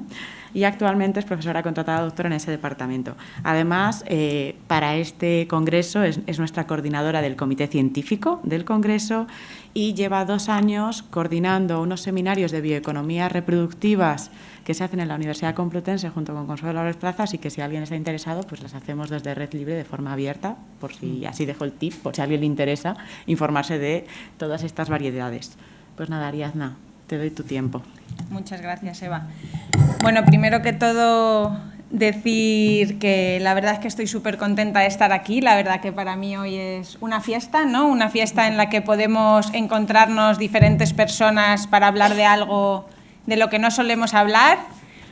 Una fiesta en la que me permito dar las gracias a un montón de familias que están aquí, de personas, de gente que nos han abierto sus puertas, de mujeres que han gestado para terceros, y me voy a permitir una cuñita para las profesoras que me han educado en mi departamento de Antropología Social de la Complutense. La verdad que llegar hasta aquí desde el 2007, siendo adoptada en proyectos de investigación sobre diversidad familiar, es una pasada, ¿no? He estado rodeada de profesoras, en este caso, mujeres investigadoras, que me han dejado pensar, que me han animado a pensar, que no me han impuesto narrativas ni palabras, y la verdad que me doy cuenta hoy estando aquí lo importante que es eso, ¿no? Estar en un lugar donde la gente te anima a pensar, ¿no? Y creo que este congreso es fruto justamente de sinergias en las que nos apetece hablar y pensar juntas, ¿no? Cito algunos de los proyectos en los que he estado implicada en los últimos años. Alguno ya lo ha citado esta mañana Consuelo Álvarez, otro es el que ha mencionado Eva en Berkeley el verano pasado con una beca de la Complutense, y otro es en el que estoy ahora, que no tiene que ver estrictamente con gestantes, pero es gracias al cual nos han financiado un proyecto de 3 años en el que estamos entrevistando a familias que han tenido hijos por donación de gametos, embriones, gestación por sustitución, y a sus hijos e hijas. Parte de este proyecto incluye a Lucía y Julia, que estuvieron ayer, que ya han sido entrevistadas por Mar en Sevilla, y de nuevo gracias, porque como antropóloga es gracias a vosotros y a vosotras que tenemos algo que contar, ¿no? Y yo creo que este congreso justamente va sobre eso, ¿no? A ver si no me hago un lío con 2 pantallas, que es verdad que esto es un poco... Vale. Vengo a hablaros del segundo proyecto, en el que el verano pasado entrevisté a 15 mujeres gestantes por sustitución. He puesto aquí californianas, había 2 que no, pero lo habían hecho en California, ¿vale? Pero bueno. 9 de ellas han gestado para otras familias 3 veces o más, ¿no? Y aquí empezamos, voy a hacer como esta mañana, mensajes para los feminismos. A ver, si repetimos, pero que somos tontas. No, entonces vamos a rascar un poquito, no vamos a usar los datos que tenemos, etnográficos o de otras disciplinas, para no poner a las mujeres en posiciones de subordinación que ya no nos interesan y que ya se han quedado un poco viejas. Bueno, en total 40 mujeres gestantes entrevistadas, Ucrania, California, pero os voy a hablar de las 15 entrevistadas el verano pasado en California. Pequeño sesgo, para que aquí también hay que reconocerlos. Yo me anuncié en un foro de profesionales de agencias de gestación por sustitución, puse un mensaje y dije: hola, voy a ir a Berkeley, ¿quién quiere hablar conmigo? Entonces, han hablado conmigo las mujeres empresarias o contratadas por empresas de gestación por sustitución que han gestado para otros y que querían hablar de su historia. Entiendo que es un sesgo, ¿no? Porque solo me han contado su historia las que tenían algo bueno que contar, ¿no? La gente, supongo, que hace maldades, que explota, que hace cosas malas, no me lo iba a contar voluntariamente, ¿vale? O sea, este es un sesgo que quería comentaros. Se han autoseleccionado la gente orgullosa, la gente que considera que tiene buenas prácticas, la gente que considera que lo hace bien, ¿no? Entonces yo voy a hablar de las que lo hacen bien, de las que están súper orgullosas, de las que lo han disfrutado, de las que lo han hecho según ellas éticamente, ¿no? Entonces digo, hoy estaba yo ahí con un poco de canguelo, digo, a ver si hablo yo aquí de gozo y de placer y se me echa el auditorio encima, pero digo, visto que estamos en confianza, pues a lo mejor también hay que hablar de los datos que nos salen, ¿no? Que es verdad que venimos a veces un poquito, pues que nos han dado un poquito de caña allí en los lugares de los que procedemos y es que hablar de algo positivo pues cuesta, pero voy a seguir también el consejo de una colega de esta mañana, a ver si cambiamos también nuestro mantra, ¿no? Digo, pues venga, vamos a cambiar un poquito el mantra, vamos a hablar de cosas bonitas también hoy, que nos lo merecemos para acabar el día, ¿no? Entonces, gestación ética. Bueno, el debate. Vale, hablaremos. Pero bueno, os quería remitir a la página web de SIDS, Sociedad para la Ética en la Donación de Óvulos y la Gestación Subrogada estadounidense, en la que están afiliadas las personas a las que yo entrevisté. Tienen estándares, tienen directrices y más reflexiones y más debates y más zonas grises, quiero decir, si es que está casi todo escrito. Entonces, quien quiera directrices, ejemplos, modelos, aquí tiene unos cuantos y puede ir a descargarlos en esta página web. California, ¿qué estándares se usan, qué criterios se usan para seleccionar a las mujeres candidatas para ser gestantes por sustitución?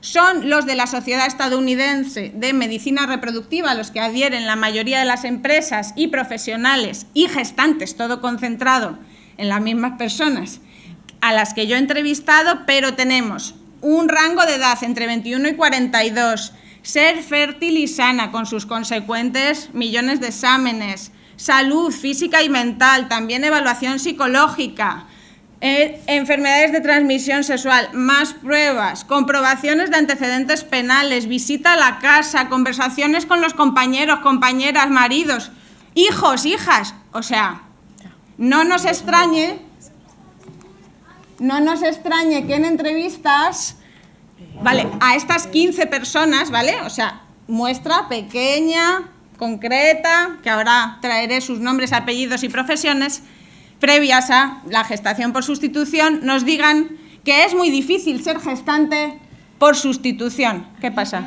Ay, vale, gracias. Ahí es lo que ellos ven. Entonces nos dicen, sí, estoy yo también, Está perdón. avanzado, porque quiere Sí. su ordenador, pero eso es lo que ellos Quería ven. mi ordenador y me estoy confundiendo. Bueno, el 1%, según las entrevistadas, todas mujeres, de las solicitantes, de las candidatas a gestar para terceros, llega a ser gestante por sustitución, ¿vale? Entonces, mensaje 2 para movimientos feministas.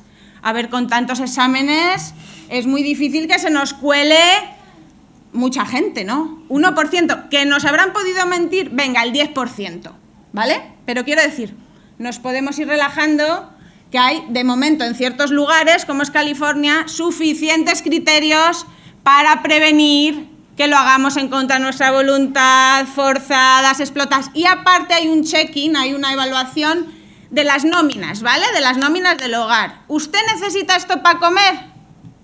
Pues no puede ser, ¿vale? O sea, tenemos unos ciertos criterios que nos permiten ser garantes contra la explotación, ¿de acuerdo? Que son las propias entrevistadas, que como os digo, tienen este doble, triple perfil, son mujeres que han gestado y que han hecho de la gestación un ámbito profesional, teniendo otras profesiones previas, nos están diciendo, no, estamos protegidas y estos son los criterios que hacen que nos sintamos protegidas. Bueno, esto como contexto. Yo llego 2 meses a California y tengo la suerte de que 15 mujeres de estas condiciones quieren hablar conmigo. Yo digo, pues voy a preguntarles justo de explotación, de autonomía, de si consideran esto trabajo o no, de si han sentido sus cuerpos controladas o no. Digo que así yo vuelvo a España y tengo un montón de cosas para discutir con mis colegas de departamento. Y entonces, y otras personas, ¿no? Y entonces, pues, hablamos, hacemos entrevistas y todas ellas me dicen que no han tenido conciencia alguna de explotación. Luego os voy a contar el caso de Katia, que es una mujer que estuvo varios años tratando de tener un bebé para una pareja de gays de Barcelona y no pudo, ¿vale? Y ella dice que no lo pasó muy bien, pero luego os contaré su caso porque ni aún así, ni habiendo tenido problemas físicos, Katia nos cuenta que se pudo en algún momento arrepentir, porque en todos los momentos hubo un proceso de elección claro, reflexionado, prolongado y acompañado para decidir qué iba a hacer, ¿no? Entonces, en este sentido, ni las que lo han pasado mal físicamente, que yo he encontrado, ¿vale?, muestras solo de 15, han tenido problemas y han tenido conciencia de explotación, ¿no? Entonces, ¿qué nos dicen estas mujeres cuando les preguntamos estas cosas? Que a veces dan vergüenza, pero os he puesto la pregunta, porque también hay que tener un poquito de autocrítica. ¿qué le dirías a las personas que piensan que estás siendo explotada? Bueno, pues nos dice, entre otras cosas, que aquí lo tenéis, dice, creo que soy lo bastante inteligente como para tomar mis propias decisiones. Puedo elegir gestar un bebé por mí misma o no gestar un bebé. Bueno, ahí tenéis más cosas, pero una cosa que me interesa también decir aquí es que ellas hacen hincapié en esta cuestión de que tienen que tener ingresos estables. O sea, que es que hay suficientes elementos, variables que hacen que ellas se encuentren en una situación de bastante seguridad. Entonces, también nos cuentan, no trabajamos con mujeres empobrecidas, en sus propias palabras, quien quiera la presentación, luego que me lo diga. Entonces, ahora hablamos de poder y poderío. Aquí tenemos el verbatim de Ana, 37 años, 3 gestaciones por sustitución, 1 en proceso, 3 hijos propios previos a las gestaciones por sustitución, 1 hijastra, y ella es profesora de educación infantil y en este caso no lo he puesto, miembro de una comunidad religiosa muy ferviente, ¿no? Entonces, ella lo que nos decía es que no solo siente que en Estados Unidos estén bien a nivel de regulación, sino que ha tenido mucha capacidad de negociación y que ha tenido mucho más poder y control de lo que tendría en otro país. Y no solo esto, Ana se siente poderosa. Esto es un común en mis entrevistadas. Son mujeres que se han sentido bien, excepto Katia, que luego os cuento el caso, pero aún así Katia tampoco se arrepiente ni se ha sentido insegura. Son mujeres que han sentido que tienen capacidad de negociación y son mujeres que lo han hecho muchas más de 3 veces para otras familias. Entonces, algunas de ellas, como nos dijeron ayer, algunas de las gestantes... ¿Qué pasa? Que tienes que pasar la diapositiva. Ah, sí. Algunas de ellas, y nos lo dijeron ayer y nos cuesta a veces escucharlo, y entonces me acuerdo de Lucía y Julia. Ayer dice, jo, qué difícil es que la gente nos escuche, ¿no? Y cómo podemos repetir la misma historia y que no deje mella, ¿no? Bueno, pues ayer nos dijeron, y no sé si lo escuchamos, que, por ejemplo, Sara, que está aquí, nos dijo, ha sido gratificante, esto lo puedo hacer, me he sentido bien, me he sentido capaz. Puede que no sea capaz de subir el Himalaya, pero esto lo puedo hacer, ¿no?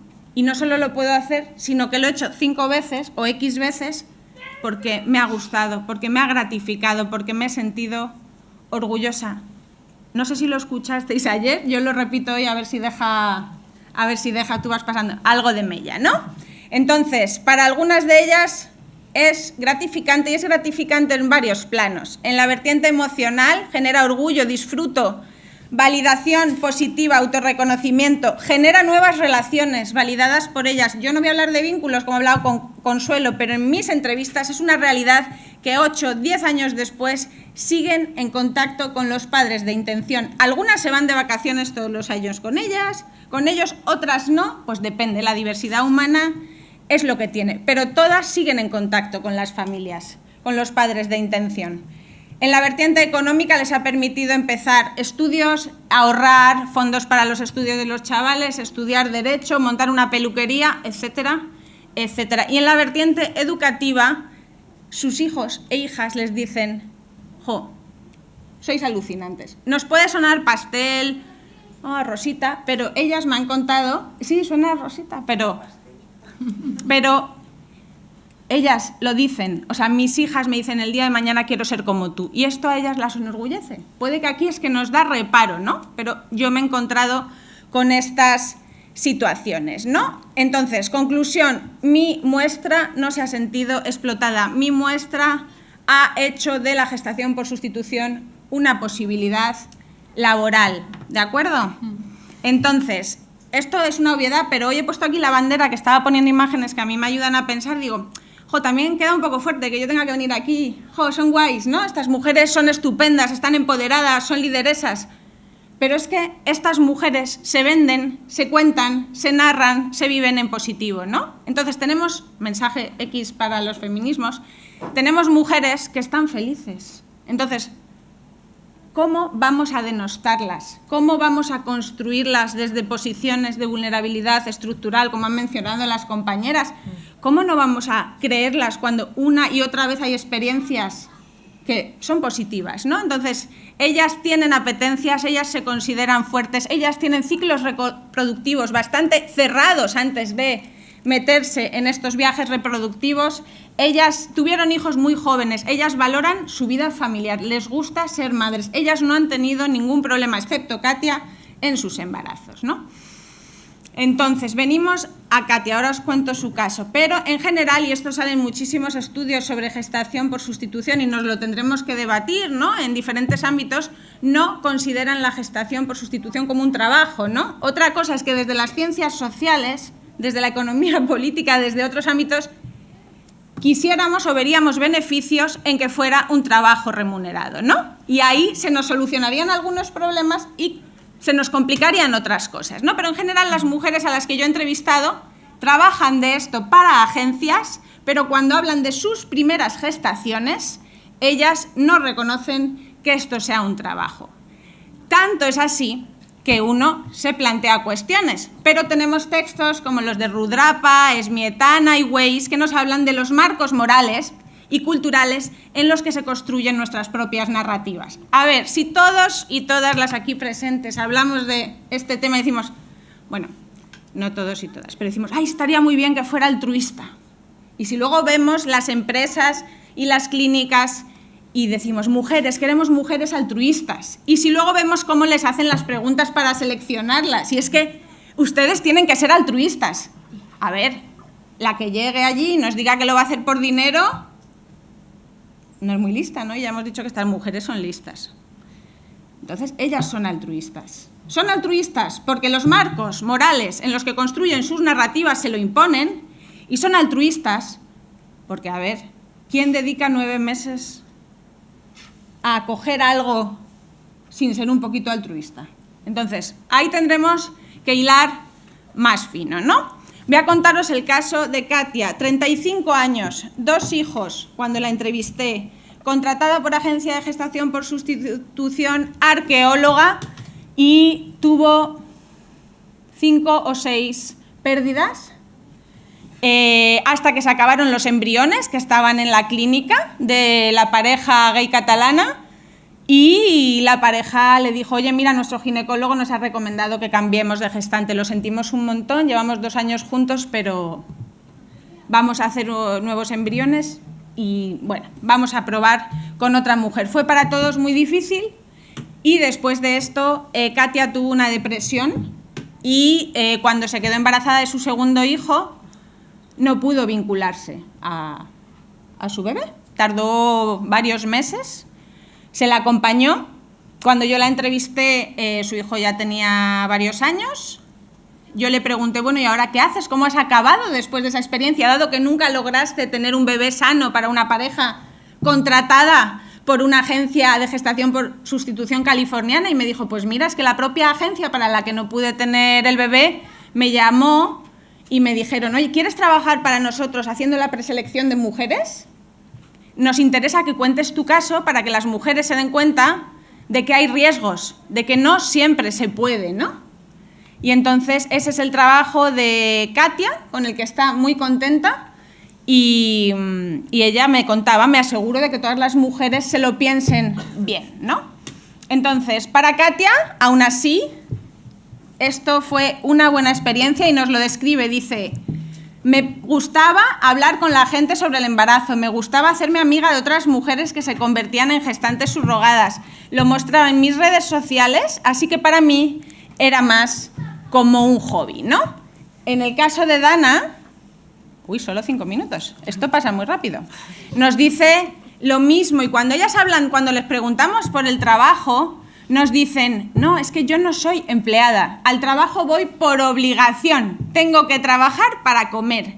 La gestación por sustitución no la hago por obligación. Y ahí vemos la dificultad que vamos a tener para teorizar con ellas esto, en ciertos contextos, como un trabajo. En todo caso, Dana, peluquera de formación profesional, me decía, y me acuerdo todavía, no sabía si contarlo, pero es que me aparece la frase todo el rato ahí en la cabeza, dice, a ver, Ariadna, dice, si esto es explotación, que vengan y que me exploten más. Dice, porque me ha dado para montar un negocio, para pagar mi casa, para independizarme de mi marido dice, pues, que me exploten. Perdonad, esto no lo saquéis de aquí, ¿vale? Porque esto no va a quedar así como muy bien.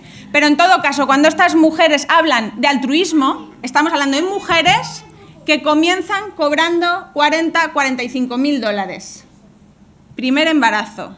Que cuando tienen el segundo por gestación, por sustitución, pasan a 50 o 55.000 dólares. Que consideran que esto es altruista, que consideran que esto es una compensación por los 9 meses en los que han compaginado su vida con el embarazo, y que cuando las entrevistan, cuando entre ellas mismas que se han vuelto profesionales se entrevistan para ser gestante por sustitución, dicen, oye, ¿tú por qué lo quieres hacer? Y nos dice Rachel, que entrevista y ha hecho 4 gestaciones por sustitución. Dice, tiene que ser desde el corazón. Dice, si una gestante potencial llama y esa es su primera pregunta, el dinero, no lo está haciendo por las razones correctas. No tengo yo mucho tiempo más, aunque yo también me voy a saltar esto un poquito como mis compañeras.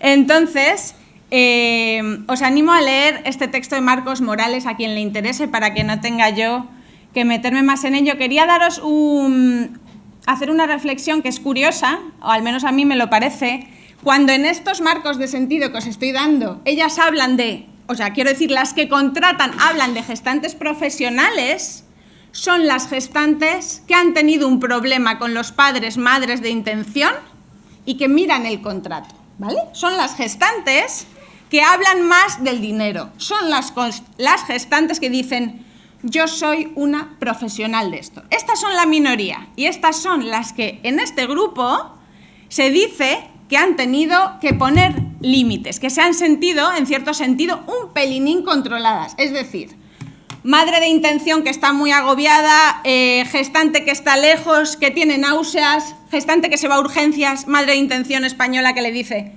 no te tomes la pastilla para las náuseas sin mandarme el prospecto, una foto y sin consultar conmigo a cualquier hora. Bueno, pues si la madre de intención es un poco borde, la gestante en ese momento dice, oye, que yo tengo un contrato, yo no tengo por qué darte a ti explicaciones de todo, ¿vale? Estas son las profesionales, las que se remiten a sus obligaciones. El resto nos están diciendo, oye, mira, yo lo hago por ayudar a esta familia, a mí este dinero me viene muy bien, pero esto no es un pago ni yo soy empleada, ¿no? En todo caso, en un contexto capitalista, el hecho de reclamar que la gestación por sustitución sea completamente altruista es un sinsentido para todas las mujeres entrevistadas. De hecho, consideran que la transacción económica tiene el beneficio de tranquilizar a los padres de intención, dado que se rige bajo la lógica del intercambio y, en cierto sentido, equilibra o equipara las posiciones sociales de ambas partes. En palabras de Julia, con licenciatura de Gestión y Ciencias Políticas, empresa, 2 gestaciones por sustitución, una de ellas con sus óvulos después de tratar 2 años de tener un bebé para una pareja y no lograrlo, lo logró cuando lo hizo con sus propios óvulos. Y ella dice, me daría más miedo la gestación subrogada altruista, al menos da tranquilidad a los futuros padres que, como hay transacciones económicas de por medio, se sienten más cómodos y seguros de que llegaremos al final. Bueno, aquí algunas de las palabras clave un poco de la presentación de hoy. Como veréis, hablamos de autonomía, hablamos de ahorros, de proyectos, de intercambio, de familia, de amistad, de capacidad de negociación, de satisfacción. Aquí os pongo algunos textos que no voy a entrar ahora, pero a quien me pida la presentación, yo creo que si queréis adentraros en estas cuestiones a nivel teórico, tenemos un texto maravilloso de Baldwin Perry que justamente dice ¿qué tiene de especial, de excepcional la gestación por sustitución? Y va recorriendo otro tipo de trabajos emocionales, corporales, que nos hacen ver que realmente, si la sacamos de la maternidad y de los úteros, tiene poco de excepcional con otras colonizaciones del cuerpo del capitalismo, ¿no? Entonces también nos da que pensar, ¿por qué tanto revuelo, no? ¿Qué piedra con la Iglesia hemos topado, no?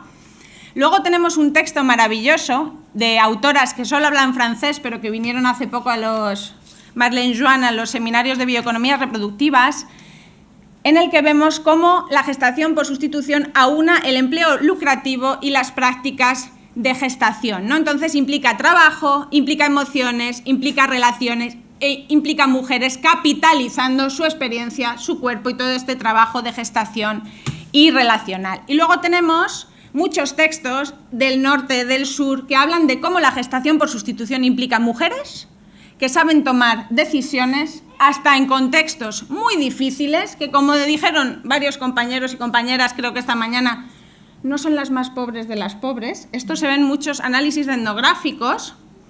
Y luego quisiera hacer una reflexión, ¿puedes pasar? Sobre cómo tenemos que tener mucho cuidado, ya lo hemos dicho creo ayer y hoy, con el tema del altruismo, el discurso del altruismo, ¿no? Y aquí cito a María Eugenia Olavarría, tenemos la suerte de tenerla aquí. En sociedades dominadas por el intercambio comercial, resulta cuestionable que sea el Estado quien exija solo a una parte de la ecuación una actitud altruista. Quiero ver a la Sociedad Española de Fertilidad diciendo, a ver, 40% del salario de los ginecólogos, pa'l bote. Y entonces luego, ya lo mismo, podemos hablar del altruismo de las mujeres y de su trabajo de gestación, ¿no? Vamos a ver a quién les pedimos y por qué les pedimos solo a las mujeres que gestan y no a otros profesionales, ¿no? Bueno, voy a terminar en breve. Venga, me salto a las preguntas para los feminismos. Algunas, un minutito, venga. Como la compra. Necesidad de escuchar, yo también voy a cortar mucho. A las mujeres. Es inevitable. Estudios que muestran que estas obtienen beneficios emocionales, relacionales y económicos. ¿Desde cuándo los feminismos acallan a las mujeres? Nuevos vínculos que se construyen, estudios desde posiciones diversas para romper el paternalismo ético de ciertos posicionamientos feministas, frente a las construcciones que victimizan a las mujeres, frente a la sinrazón supuesta de las mujeres gestantes, las argumentaciones necesarias sobre su capacidad de consentir libremente en todas aquellas cuestiones que tengan que ver con su reproducción. Me salto esto y Marlene Joan y Clemence Clot nos dicen, salgamos de las zonas de no derecho.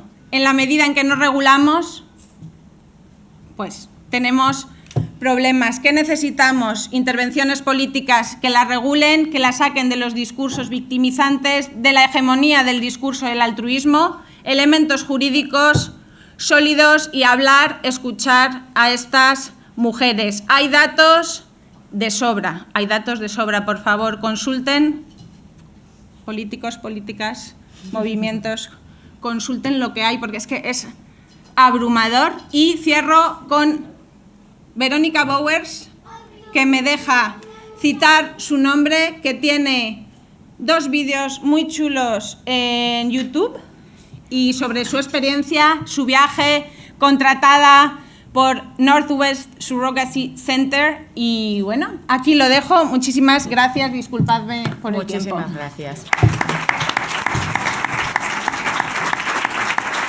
Bueno, estoy especialmente orgullosa de mis 3 ponentes porque se han alargado en la misma proporción, me han hablado los mismos minutos todas. Ha sido maravilloso. Entonces, y ahora nuestro compañero Alberto de Audiovisuales nos va a poner un vídeo de Yarnelis M. Malfrán, ¿vale?, que no ha podido asistir por un problema con el visado, ¿vale?, pero os cuento que es una feminista cubana, que es psicóloga social y doctora en ciencias humanas, ¿de acuerdo? Tiene un postdoctorado en la Universidad de San Paulo, donde se encuentra actualmente, y sus líneas de investigación y activismo giran en torno a las interseccionalidades, la salud, las biopolíticas reproductivas, como objetivo de disputa política, las teorías feministas antirracistas y las relaciones entre epistemologías, cuerpos, política y poder en las sociedades latinoamericanas. Nos trae una visión un poquito distinta desde otra parte del mundo que creo que es necesario que esté también en esta mesa.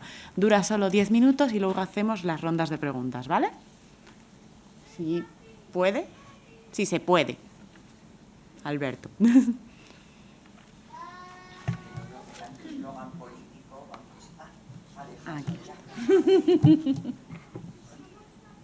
Bueno, buenas tardes. Mi nombre es Yarlenis Mestre Malfrán. Yo quiero agradecer mucho la posibilidad de participar de este primer congreso, aunque sea por esta vía virtual.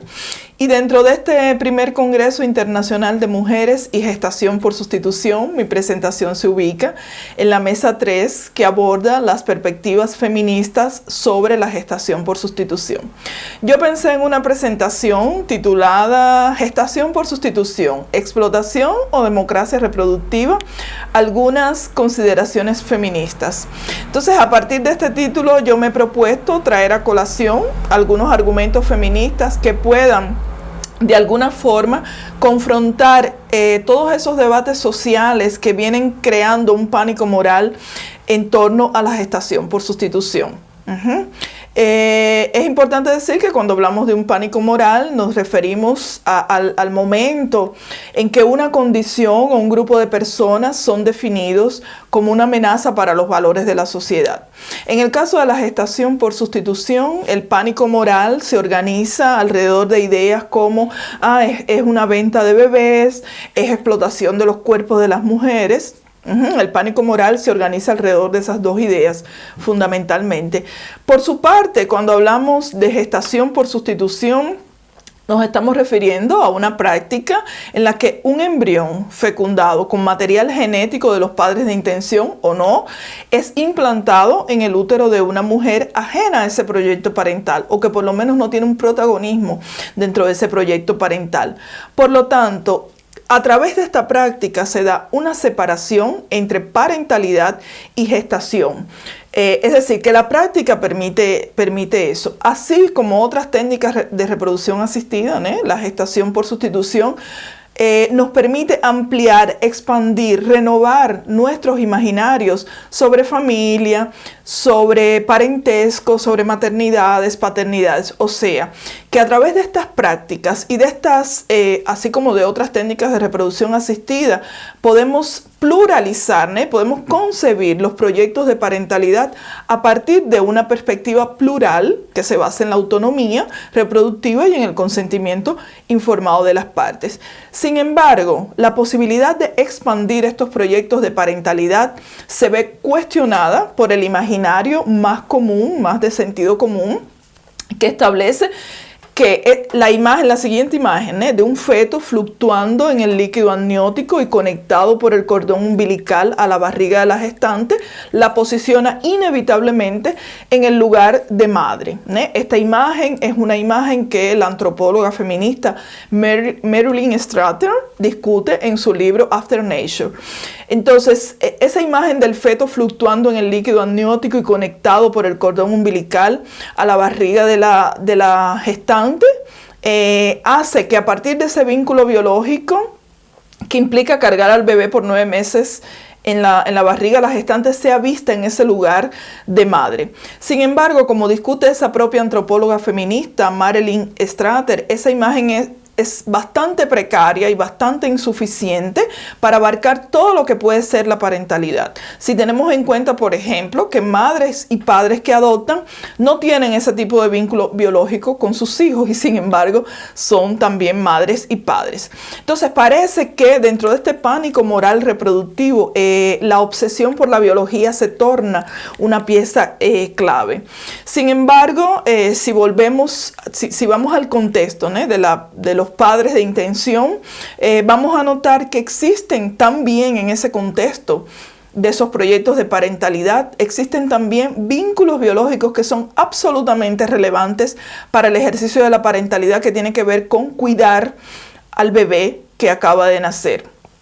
Por ejemplo, como discute una investigadora brasileña, Marilia Moscovici, cuando los padres de intención tienen que ajustar su ritmo de sueño adulto para responder a las necesidades del bebé, ese es también un vínculo biológico, además del intercambio de fluidos, de la práctica de cargar al bebé en su regazo. Es decir, ya que el pánico moral apela a esa obsesión por la biología, tenemos que reconocer que en el caso de los padres de intención también hay vínculos biológicos que obviamente no se reducen a lo genético, hasta porque la propia biología no se agota en la genética, ni se agota tampoco en esa tríada gestación, parto, amamantar.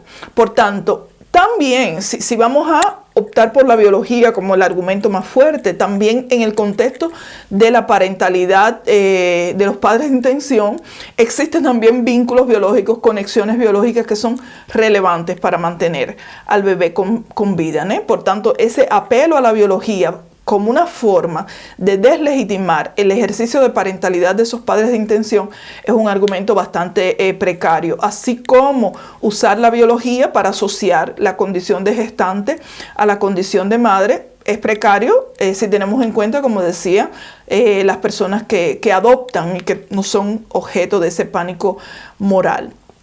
Entonces, resumiendo, cuando pensamos en maternidad y paternidad estamos hablando de construcciones sociales, ¿no? No estamos hablando de cuestiones que sean establecidas por la biología ni en ninguna instancia de la biología, por más que la biología participe en esa posibilidad de traer hijos al mundo. Entonces, ese pánico moral que equipara, que establece una equivalencia entre la gestante y la madre, recurre también a otros imaginarios que los estudios feministas han discutido y que se refieren a esa imagen de la maternidad como algo sagrado versus la imagen de la mujer profana, que supuestamente sería la mujer mercantilista, la que se objetifica.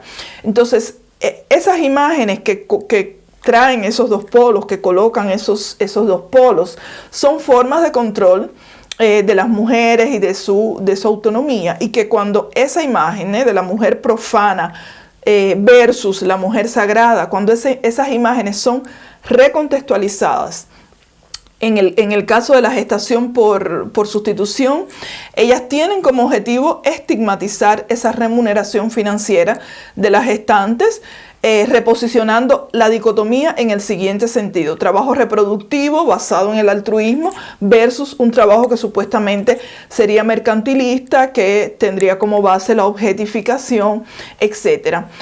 Entonces, esa dicotomía que polariza esas dos posiciones y las entiende como incompatibles, realmente no considera que en verdad los vínculos de las gestantes con los padres de intención pueden de hecho erosionar y renegociar esa dicotomía.